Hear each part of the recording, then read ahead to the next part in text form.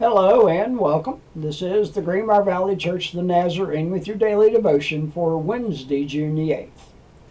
Today we are reading from the book of 2 Corinthians chapter 4 verses 1 through 10. Here's the word of the Lord. Therefore, since through God's mercy we had this ministry, we do not lose heart. Rather, we have renounced secret and shameful ways. We do not use deception, nor do we distort the word of God. On the contrary, by setting forth the truth plainly, we commend ourselves to everyone's conscience in the sight of God. And even if our gospel is veiled, it is veiled to those who are perishing. The God of this age has blinded the minds of unbelievers, so that they cannot see the light of the gospel that displays the glory of Christ, who is the image of God. For what we preach is not ourselves, but Jesus Christ as Lord, and ourselves as your servants for Jesus' sake. For God, who said, "Let light shine out of darkness," made his light shine in our hearts to give us the light of the knowledge of God's glory displayed in the face of Christ. But we have this treasure in jars of clay to show that this all-surpassing power is from God and not from us. We are hard-pressed on every side, but not crushed, perplexed, but not in despair, persecuted, but not abandoned, struck down, but not destroyed.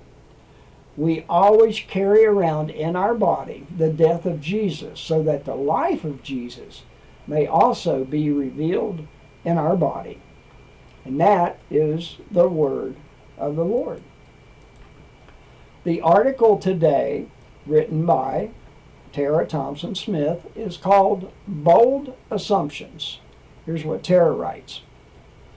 Paul makes a bold assumption that carries with it the weight of expectation when he writes to us believers.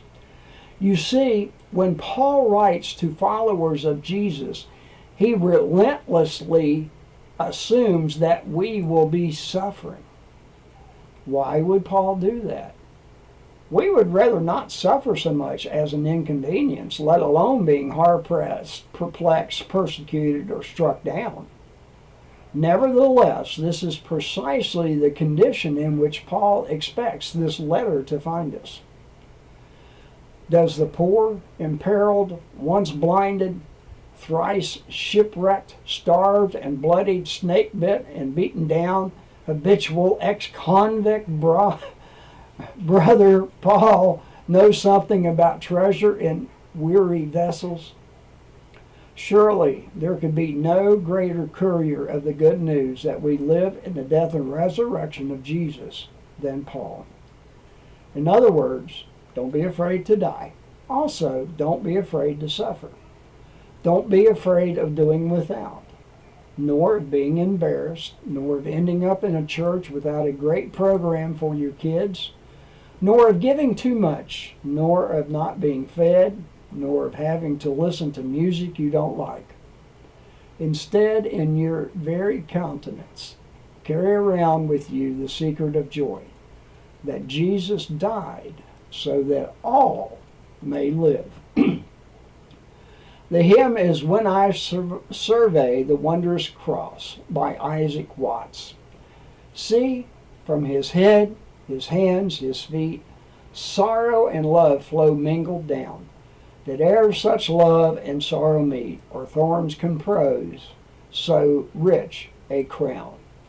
And from the 99th Psalm, verse 9, Exalt the Lord our God and worship at his holy mountain, for the Lord our God is holy. And this is your daily devotion for Wednesday, June the 8th. Have a blessed day.